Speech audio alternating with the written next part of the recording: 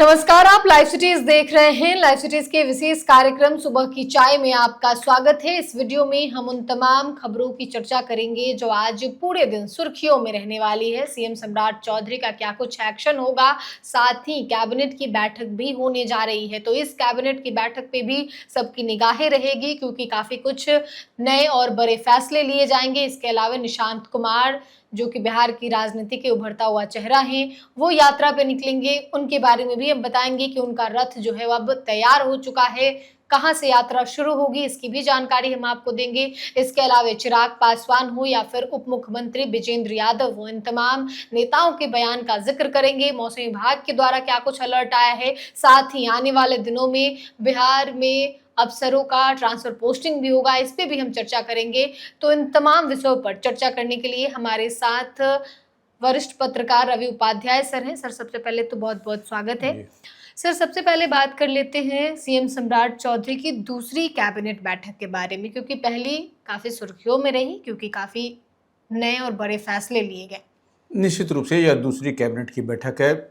नई सरकार है, सम्राट चौधरी पूरे तेवर में दिखाई पड़ रहे हैं, काम करने का मादा है उनमें और वो काम करते हुए दिखाई भी पड़ रहे हैं। तो ऐसे में निश्चित रूप से जो 29 तारीख को यानी कि कल जो कैबिनेट की उनकी दूसरी बैठक होगी, अभी तो देखिए अपने मुख्यमंत्री हैं, 2 डिप्टी सीएम हैं जेडीयू कोटे से, विजय चौधरी और विजेंद्र प्रसाद यादव। तो आप इतनी बात समझ लीजिए कि अधिकारी भी रह रहे हैं। तो उसमें जो कैबिनेट में जो निकल करके आ रहा, आपने देखा भी था बीते दिन जब पहला उनका जो कैबिनेट की बैठक किए थे सम्राट चौधरी, तो उसमें 11 जिलों में मॉडर्न टाउनशिप बनाने के और वो बड़ी व्यवस्था के तहत आप देख रहे हैं कि वो बड़े बड़े जो मेट्रो सिटीज हैं, जिसपे कि दिल्ली है, हैदराबाद है, पूना है, जैसे वहां पर मेट्रो सिटीज में आप देखिएगा कि क्या टाउनशिप अलग से डेवलप किया गया। आप जैसे दिल्ली का ही देखिए, ग्रेटर नोएडा है इधर जो है, तो वो उसी तर्ज पर यहाँ पर भी डेवलप किया जाएगा। तो आप देख पा रहे हैं कि जिसे बड़ा तोहफा दिया बिहार को उन्होंने पहले कैबिनेट में। अब जो दूसरी कैबिनेट की बैठक है, इसमें भी कई तोहफे, कई सौगात लोगों को दिए जाएंगे।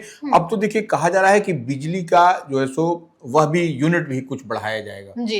तो 125 मिलता था, उससे ज्यादा भी कई तरह के संकेत मिल रहे हैं। और जो अतिक्रमण की बात आ रही है, जो आप इधर उधर जो जमीन पर जो कब्जा हाँ, तो उन पर भी जो है सो सम्राट चौधरी का बुलडोजर। आपने देखा भी कि बीते दिन पटना के आसपास किस तरीके से बुलडोजर अभियान चला। तो ऐसे जिलों में भी यह काम होता हुआ दिखाई पड़ रहा है। तो जिलों से भी खबरें आ रही हैं सर, और सम्राट चौधरी का जो बुलडोजर है वो चला, क्योंकि मुंगेर में उन्होंने कहा था कि मेरे घर की सीढ़ी टूटी है, तो सरकारी जमीन पे जो लोग कब्जा किए हैं उनको तो हटाना पड़ेगा।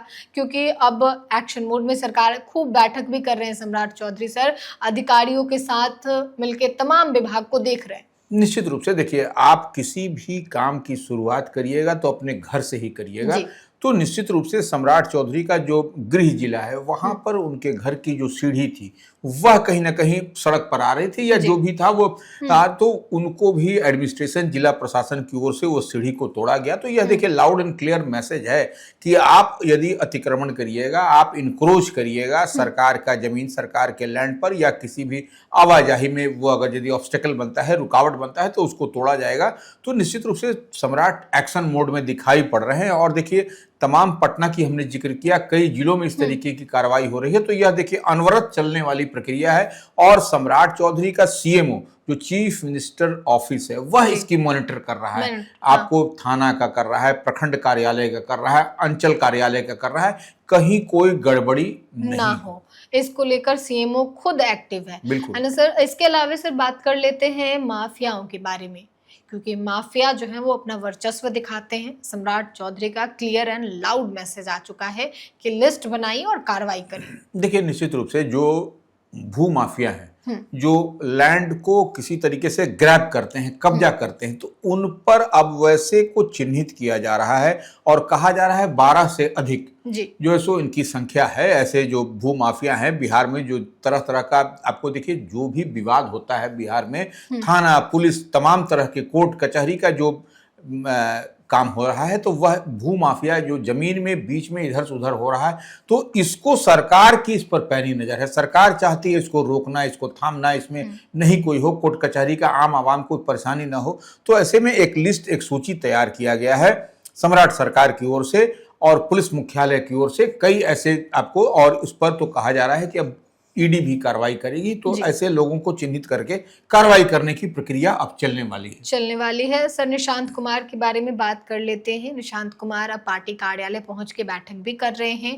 और यात्रा पे भी निकलेंगे। देखिए, निश्चित रूप से जो निशांत कुमार, नीतीश कुमार बिहार से एक तरीके से जिम्मेवारी से मुक्त हो गए। मुक्त कहने का मतलब, देखिए, जेडीयू के राष्ट्रीय अध्यक्ष हैं, लेकिन बिहार के मुख्यमंत्री के पद को जिस तरीके से नीतीश कुमार ने छोड़ा और राज्यसभा में गए, यह अपने आप में देश में एक मिसाल है। तो निश्चित रूप से उनके पुत्र हैं निशांत कुमार, तो जेडीयू उन पर पूरी तरीके से फोकस्ड है। आए दिन वह जो है सो कार्यालय में जाकर बैठक कर रहे हैं और एक 1-to-1 सबसे बातचीत कर रहे हैं, क्या होगा, कैसे होगा और पार्टी को कैसे स्ट्रेंथन किया जाएगा, जेडीयू को, और तमाम इसी दिशा में जो काम हो रहा है। तो ऐसे में वह 3 मई से अब गिने चुने दिन रह गए हैं, अब वह फिर यात्रा की शुरुआत करेंगे, जहां से उनके पिताश्री मुख्यमंत्री नीतीश कुमार पश्चिम चंपारण से यात्रा शुरुआत करते थे, वह भी वहीं से करेंगे। और उनका जो रथ होगा, जिसका नाम भी एक तरीके से मोटे तौर पर रखा गया है निश्चय रथ, तो वो उस पर सवार होंगे और रथ भी बनकर के तैयार हो गया। तो ऐसे में 3 मई से उनकी यात्रा का शुभारंभ होगा। निशांत कुमार यात्रा पर निकलेंगे और आम आवाम से फीडबैक लेंगे कि और सरकार को क्या करने की जरूरत है, पार्टी को कहाँ जरूरत है स्ट्रेंथन की, मजबूती की, क्योंकि देखिए एक बड़ी तैयारी में है जेडीयू बड़ी तैयारी में है, क्योंकि जेडीयू एक युवा चेहरा तैयार कर रही है, ये भी देखा जा रहा है। सर, इसके अलावा चिराग पासवान केंद्र में मंत्री हैं। जब उनसे सवाल किया गया कि सरकार जो बुलडोजर चला रही, तो इन तमाम चीजों पर उन्होंने जवाब दिया है, नसीहत भी दी है। नहीं, देखिए, चिराग पासवान निश्चित रूप से नरेंद्र मोदी कैबिनेट में मिनिस्टर हैं, एनडीए के पार्ट एंड पार्सल हैं, गठबंधन अलायंस में हैं, लेकिन देखिए वह किस ओर कह रहे हैं, इशारा उनका है कि जो बुलडोजर चल रहा है या तोड़ा जा रहा है, तो वो ऐसे लोगों को, गरीब लोगों का, देखिए गरीब और अमीर और एक नियम तो एक नियम है। अगर बिहार सरकार इस ओर काम कर रही है तो इस पर उनको फ्री हैंड देना चाहिए। गरीब और अमीर कैसे, इसको भेदभाव नहीं करना चाहिए, पिछड़ा इसको समाज में नहीं बांटना चाहिए, वर्ग समुदाय से नहीं बांटना चाहिए। तो सम्राट चौधरी निश्चित रूप से बेहतर काम करते हुए दिखाई पड़े। जो जमीन इंक्रोच है या जो सरकारी लैंड है, उसको अगर आप ग्रैब किए हुए हैं, कब्जा किए हुए हैं, उस पर आपका अतिक्रमण है, तो वह निश्चित रूप से सरकार, अगर यदि लोकल एडमिनिस्ट्रेशन हो या सम्राट गवर्नमेंट हो, वह उसको तोड़ रही है, ध्वस्त कर रही है, तो यह काबिले तारीफ है कि जो कि आप किसी का रास्ता को अवरुद्ध नहीं कर सकते, आप किसी चीज को रुकावट नहीं, बाधा नहीं। हाँ, तब है कि अगर यदि कोई लीगल है, उसको अगर यदि ढाहा जा रहा है, उस पर बुलडोजर चल रहा है, तो यह आपत्तिजनक है। लेकिन अगर यदि जबरन आप कब्जा किए हुए, आप कोई भी हो, हम हो, आप हो, कोई भी हो, अगर यदि इस तरीके से कर रहा है, तो इस पर जो सो कार्रवाई होनी चाहिए। तो इस पर चिराग पासवान ने निश्चित रूप से जो बात कही है कि गरीबों के घर पहले, अगर तोड़ने से पहले उनको घर दिया जाए, तो देखिए यह तो प्राइम मिनिस्टर, प्रधानमंत्री की भी योजना है, नीतीश सरकार की भी बीते दिन योजना है। तो निश्चित रूप से इस मॉडल पर सम्राट चौधरी भी काम कर रहे हैं। ऐसा नहीं कि अपने मन मुताबिक वो काम कर रहे हैं, जो नियम कायदा कानून है उसी के तहत काम हो रहा है। तो ऐसे में देखिए, नेता हैं, कोई भी नेता किसी बात को कहीं पर भी प्लेस कर सकते हैं, ऐसे अधिकार है लोकतंत्र में इन लोगों को। जी, तो सर बात कर लेते हैं शराबबंदी की, क्योंकि शराबबंदी जो है नई सरकार में खूब चर्चा में है। विजेंद्र यादव जो कि उप मुख्यमंत्री हैं, उन्होंने भी कहा है कि शराबबंदी जो है वो लागू रहेगी। देखिए, यह नीतीश कुमार का यह ड्रीम प्रोजेक्ट है, शराबबंदी, पूर्ण शराबबंदी बिहार में। और इसको कोई भी इसको इससे जोड़ करके नहीं देखना चाहिए कि हिंदी पट्टी क्षेत्र बिहार में भारतीय जनता पार्टी का पहला मुख्यमंत्री कोई बना है तो वो जेडीयू के नियम को, जो कायदा है, कानून है, जो अलायंस पार्टनर उनके नियम को तोड़ देगा या अलग कर देगा। जैसे शराबबंदी की ही चर्चा, शराबबंदी देखिए, ये समाज में इसके फायदे कई हैं। आप इसको, जो क्या कहा जा रहा है, जो पीते हैं, खाते हैं, उनको जरूरत दिखाई पड़ रही है। ऐसे ठीक है, राजस्व का नुकसान है, लेकिन राजस्व का नुकसान स्वास्थ्य के कारणों से और बच्चे के भविष्य को लेकर के, तो यह तो ठीक है, ये तो होना चाहिए। बच्चे भी नहीं पी रहे हैं, यह भी एक अच्छी बात है। और समाज में जो विकृत मानसिकता के लोग हैं, जो महिला उत्पीड़न की बात होती थी, तो ऐसे में नीतीश कुमार ने, यह ड्रीम प्रोजेक्ट है, इसको हमको नहीं लगता है कि सम्राट चौधरी की सरकार या कोई जो एनडीए की सरकार इसको उलटने पलटने जा रही है निकट भविष्य में। तो इसी बात को विजेंद्र यादव ने भी कहा है कि सरकार पूरी मजबूती के साथ, पूर्ण शराबबंदी को बिहार में लागू करेगी, यह जी। कोई मुगालते में न रहे कि इसमें उलट पुलट भी हो सकता है। उलट पुलट भी नहीं होगा, शराबबंदी कानून बिहार में लागू ही रहने वाला है। इसके अलावा सर बात कर लेते हैं कि अब आने वाले दिनों में सम्राट सरकार तो एक्शन में है ही, कई जिलों के जिलाधिकारी भी अब बदल सकते हैं। देखिए, निश्चित रूप से आपने देखा भी कि इसका संकेत पिछले दिन मिला।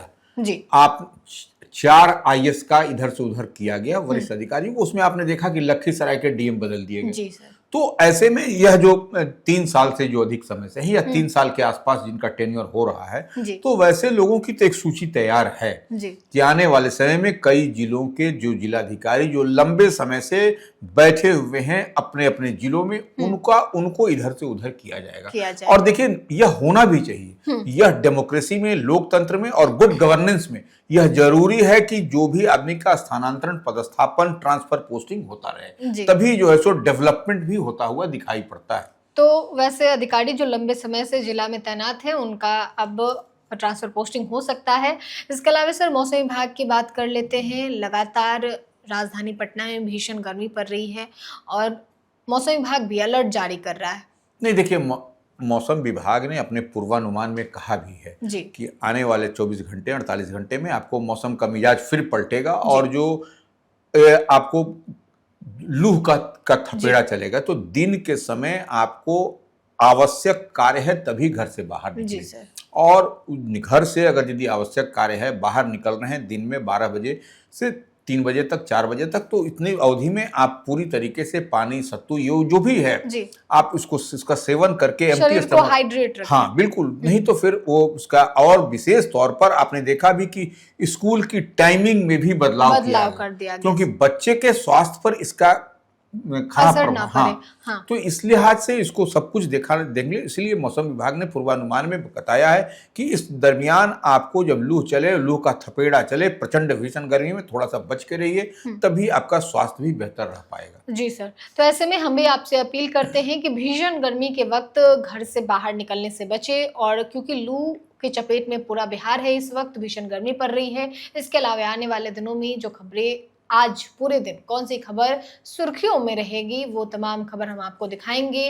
कल जब कैबिनेट की बैठक होगी, वो तस्वीर भी हम आपसे साझा करेंगे कि सम्राट सरकार अब कौन सा नया ऐलान करेगी और करने वाली है, उसकी भी तस्वीर हम आपको दिखाएंगे। फिलहाल के लिए इतना ही। साथ ही चैनल को सब्सक्राइब करें, फेसबुक पेज को लाइक करें। वीडियो देखने के लिए आपका धन्यवाद।